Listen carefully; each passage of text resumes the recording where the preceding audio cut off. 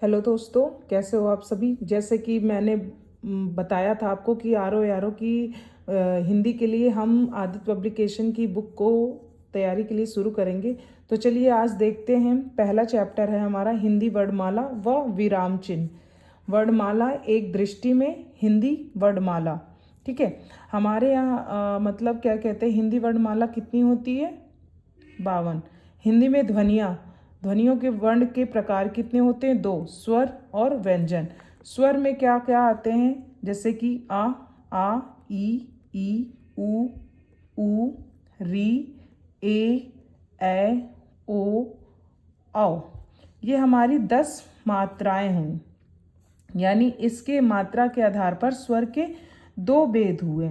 यानी ह्रस्व स्वर या लघु स्वर जिनके मूल 4 स्वर होते हैं, आ, ई, उ, री।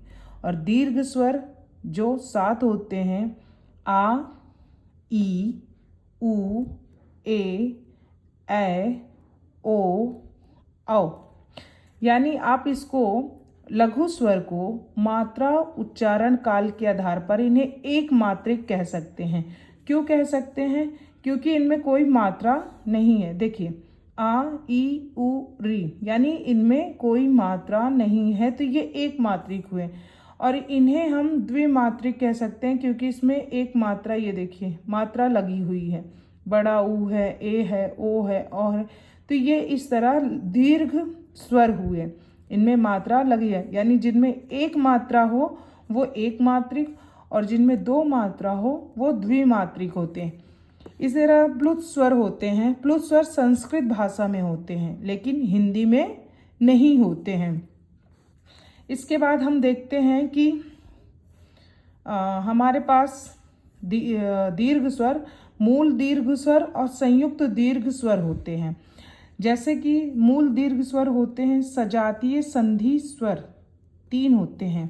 तो यानी अगर हमें जैसे मूल दीर्घ स्वर बनाना है आ को, तो आ को हम कैसे लिखेंगे? आ प्लस आ। तो ये हमारा क्या बना? बड़ा आ बन जाएगा। इसमें द्विमात्रिक है। ई और ई, ये भी बड़ी ई बनी। ऊ और ऊ, बड़ा ऊ बना। तो ये हमारे कैसे हुए? ये मूल स्वर हैं जिनसे किसी शब्द का निर्माण हो रहा है, ये मूल स्वर हुए। अब विजातीय स्वर किसे कहेंगे? संयुक्त संधि स्वर या विजातीय संधि स्वर। ए, ओ, औ, ये 4 होते हैं। यानी ये किसी के साथ मिलकर, यानी मूल स्वर के साथ मिलकर ये बनते हैं। जैसे आ और ई मिलेगा तो ए बनेंगे, आ और ऊ बनेगा मिलेगा तो ओ बनेगा, और आ और ए बनेगा तो ए बनेगा, आ प्लस ओ बनेगा। तो ये हमारे इतने हुए। जैसे कि इसमें लघु स्वर, दीर्घ स्वर, लघु स्वर 4 हुए, दीर्घ स्वर 7 हुआ। ये लघु स्वर एक मात्रिक हुआ और दीर्घ स्वर द्विमात्रिक हुआ। अब द्विमात्रिक में जैसे मूल स्वर, यानी हमारे मूल स्वर तो यही हुए ना, आ, ई, उ, री, ये हमारे मूल स्वर हैं। इसमें हमने सजातीय संधि में आ, ई, उ लिया, ये मूल स्वर है। इन्हीं से अन्य शब्दों का निर्माण हुआ। अन्य शब्दों में जैसे फिर उसके बाद संयुक्त स्वर बने, तो इसमें आ और ई हम मिला दिए तो ए का निर्माण होता है। आ और ऊ को मिला दिए तो ओ का निर्माण हुआ, और आ, ए को मिला दिए तो ए बना। आ प्लस ओ मिला तो औ का निर्माण हुआ। ये हमारे वर्णमाला में दीर्घ स्वर हैं, मूल स्वर और दीर्घ स्वर। उसके बाद आते हैं व्यंजन। व्यंजन कितने हैं हमारे पास?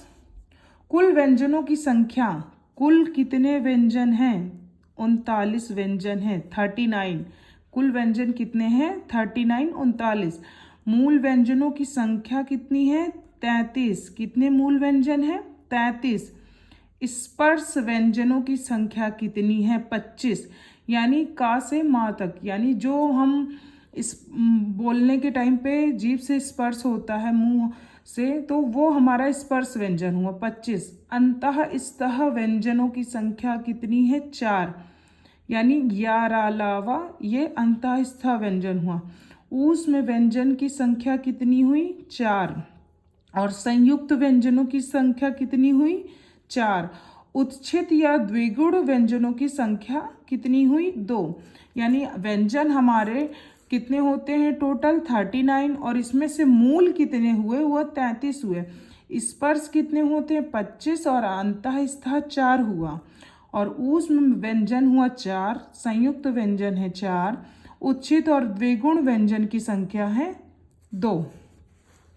फिर मूल व्यंजनों की संख्या, यानी हमारे मूल वर्ग में कौन कौन आता है। मूल व्यंजन कितने हैं 33 हैं।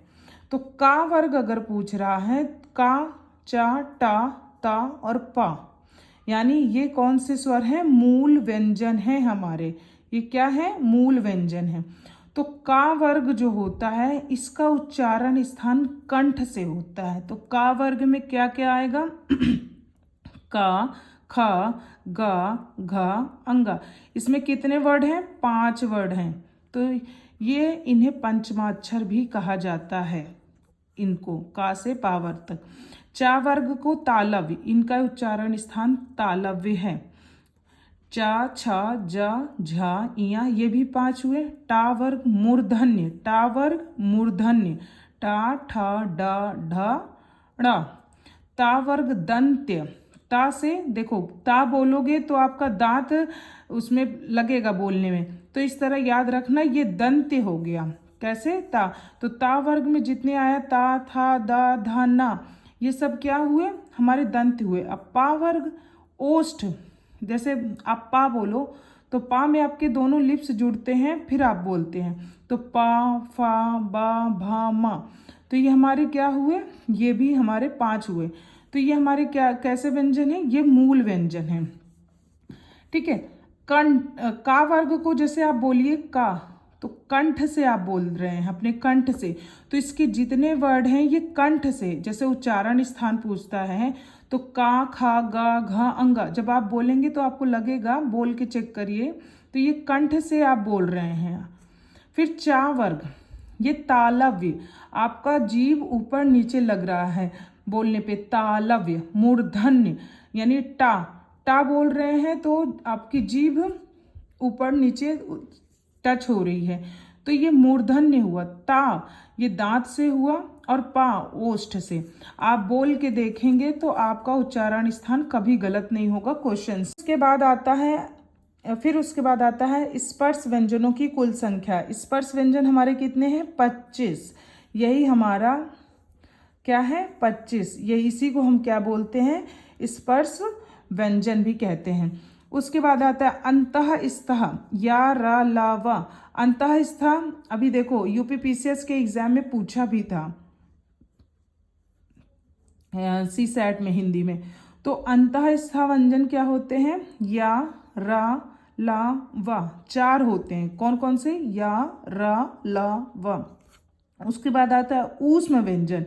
ऊष्म व्यंजन कितने होते हैं, ये भी 4 होते हैं। शा, शा, शा, हा, यानी जिसमें आपको थोड़ी ऊष्मा देकर बोलना पड़े, यानी जो थोड़ा सा रगड़ से निकल रहा हो, ऊष्मी निकल रहा आवाज, तो वो कैसे व्यंजन होते हैं, वो शा, शा, शा, हा, ये 4 होते हैं। फिर मूल व्यंजन हमारे कितने हुए, इनको जोड़ लेंगे तो 33 हुए, यानी 25 ये और 4 4 ये, तो ये कितने हमारे हुए मूल व्यंजन 33। अब आते हैं संयुक्त व्यंजन क्या होता है। छा, त्रा, ज्ञा, श्रा, यानी जब किसी 2 वाक्य को, यानी 2 अक्षर को हम जोड़ेंगे वर्णमाला को, तो इसका निर्माण होगा। तो वही क्या है, संयुक्त व्यंजन। छा, त्रा, ज्ञा, श्रा, ये भी कितने होते 4। उच्छिप्त या द्विगुण व्यंजन, ये ढा, अड़ा को ढा और ढा को बोलते हैं 2, ये हमारे उच्छित या द्विगुण व्यंजन हुए। अब व्यंजनों की कुल संख्या कितनी हो गई 39। हमारे पास कितने व्यंजन हो गए 39। अब देखिए हिंदी वर्णमाला की कुल वर्णों की संख्या होती है टोटल 52 होती है, जिसमें मूल स्वर की संख्या होगी 11 प्लस मूल स्वर संख्या बराबर 11 प्लस आयोग वह वर्णों की संख्या बराबर 2 प्लस व्यंजनों की संख्या बराबर 39 बराबर 52 वर्ड हमारे टोटल होते हैं। तो ये रहा आज का हमारा हिंदी वर्णमाला और विराम चिन्ह। तो अभी हम आपको ये हिंदी वर्ड माला पढ़ाए हैं, जिसमें से बहुत से सारे क्वेश्चन पूछते हैं। अधिकतर कंपटीशन सवाल में पूछ लेते हैं कि मूल स्वर क्या है, लघु स्वर क्या होते हैं, संयुक्त स्वर क्या होते हैं, अंतःस्थ स्वर क्या होता है, ऊष्म व्यंजन क्या होता है, उच्छित या द्विगुण व्यंजन क्या होते हैं, स्पर्श व्यंजन क्या होते हैं, कितनी इनकी संख्याएं होती हैं और किससे ये मिलकर बनते हैं, ये सब पूछता है। अभी आयोग वहाँ अन और आहा होते हैं, इनकी वर्णों की संख्या भी 2 होती है। ठीक है, अगर आपको वीडियो पसंद आ रहा है तो आप चैनल को लाइक और सब्सक्राइब ज़रूर करें। Thank you.